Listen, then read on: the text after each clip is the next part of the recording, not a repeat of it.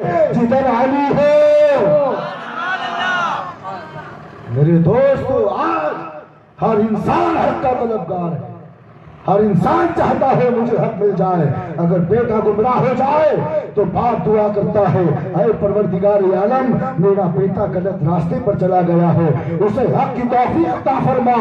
آج ہر انسان حق کا طالب ہے، حق کو طلب کر رہا ہے، چاہے خانقاہ ہو، چاہے کسی درسگاہ میں پڑھانے والا مولوی ہو، چاہے دارالفتاح میں بیٹھنے والا کوئی مفتی ہو، ہر انسان کا دعویٰ ہے کہ میں حق پر ہوں، میں حق پر ہوں، میں حق پر ہوں۔ اور اللہ کے نبی نے فیصلہ کر دیا کہ اے مولا، حق کو ادھر پھیر دے جدھر علی ہو۔ کائنات میں بسنے والا ہر انسان حق کی تلاش میں ہے، چاہے امیر ہو، چاہے غریب ہو، چاہے کسی بھی مرتبہ فکر کا ماننے والا ہو، ہر انسان حق کی تلاش میں ہے، ہر انسان حق چاہتا ہے۔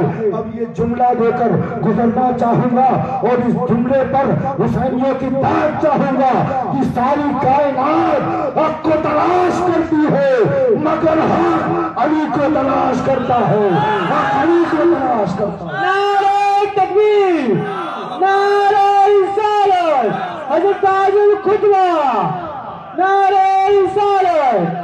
اب یہاں خطابت کا رنگ چڑھانے دو، ہر جملے پر حسینی تاج چاہتا ہوں۔ نبی نے دعا کی، اللہم اجر الحق حیث دار علی، اے مولا حق کو ادھر پھیر دے جدھر علی ہو، اے مولا حق کو ادھر پھیر دے جدھر علی ہو۔ اب خطابت کا رنگ چڑھاتا چلو، سماعت کرتے چلو، علی چل رہے ہیں، حق چل رہا ہے، علی ٹھہرے ہیں، حق ٹھہرا ہے، علی بول رہے ہیں، حق بول رہا ہے، علی خاموش ہے، حق خاموش ہے، علی مدینے کی گلیوں کا طواف کر رہے ہیں، حق مدینے کی گلیوں کا طواف کر رہا ہے، علی خانہ کعبہ کا طواف کر رہے ہیں، حق خانہ کعبہ کا طواف کر رہا ہے، علی حالت گفتار میں ہے، حق حالت گفتار میں ہے، علی حالت رفتار میں ہے، حق حالت رفتار میں ہے۔ اور یہ اشارہ دے کر جانا چاہوں گا کہ ہجرت کی رات بستر نبی پر، سمجھتے چلو ہجرت کی رات بستر نبی پر، تو صرف یہ مت کہنا کہ ہجرت کی رات بستر نبی پر علی سوئے ہے، ارے صرف علی نہیں سوئے ہے بلکہ حق سویا ہے، حق سویا ہے۔ جب علی بیدار ہوں گے تب حق بیدار ہوگا، جب علی سوئیں گے تب حق سوئے۔ نعرہ حیدری، چمن چمن گلی گلی، جبریل کے ٹیچر، نعرہ تکبیر، نعرہ رسالت۔ ایک اور حدیث پاک سنا کر کے رخصت ہوں گا، محبت سے درود پاک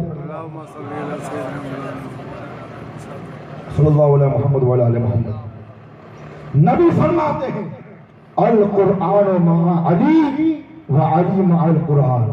تڑپ کر بولو، نیند تو نہیں آ رہی ہے؟ تقریر سے پہلے مجھے بھی نیند آ رہی تھی، مگر جب میں نے اہل بیت کا ذکر شروع کر دیا تو نیند بھی اڑ گئی۔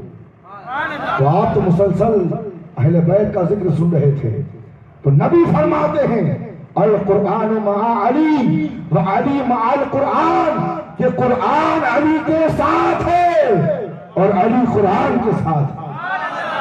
اب حدیث سنتے چلو، اللہ کے نبی فرماتے ہیں کہ اللہ نے قرآن کو 7 قراتوں پر نازل کیا۔ کتنی قراتوں پر؟ جسے قرات سبا کہتے ہیں، 7 قراتوں پر نازل کیا۔ اور آگے فرماتے ہیں کہ قرآن کے ہر حرف کا ایک ظاہر ہے اور ایک باطن ہے۔ قرآن کے ہر حرف کا ایک ظاہر ہے اور ایک باطن ہے۔ اور آگے فرماتے ہیں کہ قرآن کے حرف کے ہر ظاہر کو، ہر باطن کو اگر کوئی ذات جانتی ہے تو وہ میرے علی کی ذات ہے، میرے علی کی ذات ہے۔ مگر دوستو آج اس پرفتن دور میں جہاں خارجیت کا دور دورہ، جہاں دیکھو علی کا ذکر تو منہ بگڑنے لگتا ہے۔ اور افسوس افسوس اس بات پر ہے کہ اہل سنت و جماعت کے ایسے مولوی بھی موجود ہیں کہ جب محرم کا مہینہ آتا ہے تو پہلے دن خطاب ہوتا ہے وحدانیت پر، دوسرے دن خطاب ہوتا ہے رسالت پر، تیسرے دن خلفائے راشدین صدیق اکبر، چوتھے دن حضرت عمر بن خطاب، پانچویں دن حضرت عثمان غنی، اور پھر کہیں چھٹے ساتویں دن جا کر کے مولائے کائنات کا کچھ ذکر سننے کو ملتا ہے۔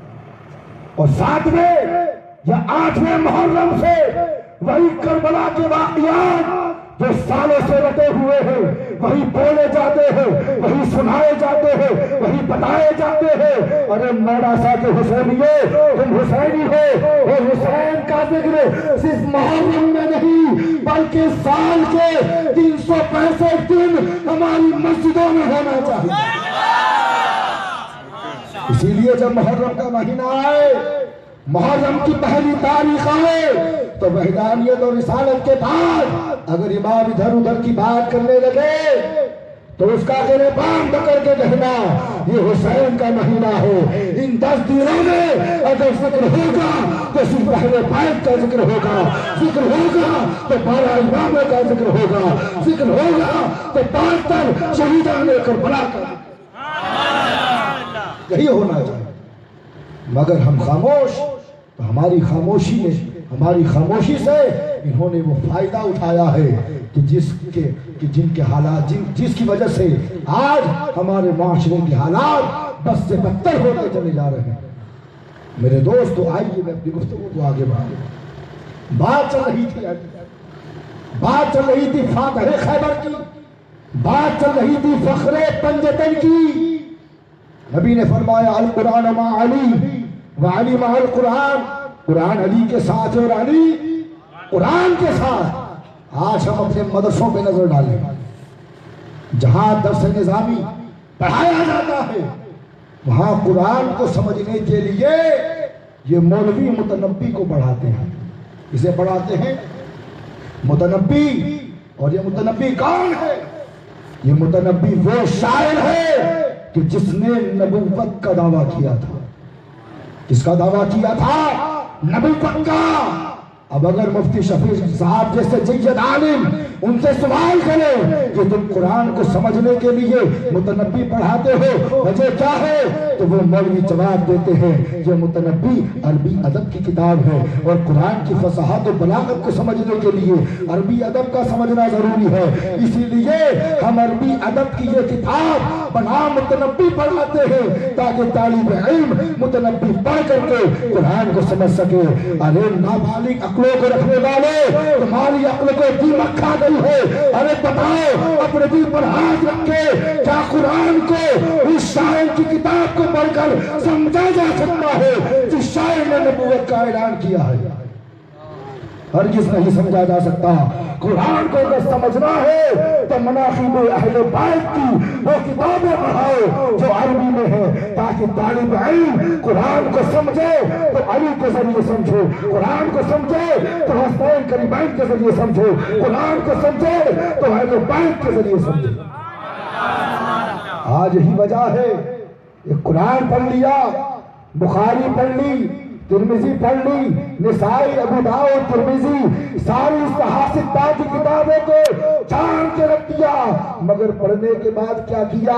جو دائرہ اسلام میں داخل ہے اسے خارج کرتے گئے، فتوے پر فتوے لگا دیے گئے۔ ارے تم تو عالم دین ہو، تم نے تو آقا کی سیرت کو پڑھا ہے، تم نے تو آقا کے فرمان کو پڑھا ہے، تم نے تو قرآن کی آیتوں کو سمجھا ہے۔ ارے تمہیں یہ حرکت کہاں سے زیبا دیتی ہے کہ تم جسے آئے اسلام سے خارج کر دو؟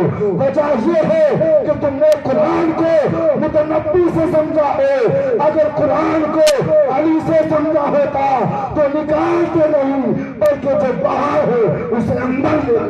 نعرہ تکبیر، نعرہ رسالت، سادات کرام۔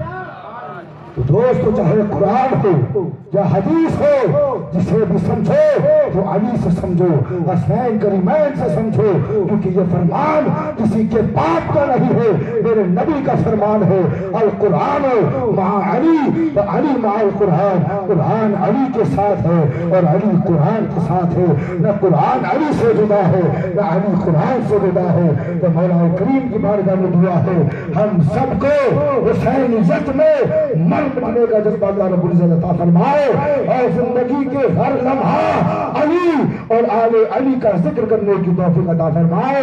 وما علینا الا البلاغ۔ السلام علیکم۔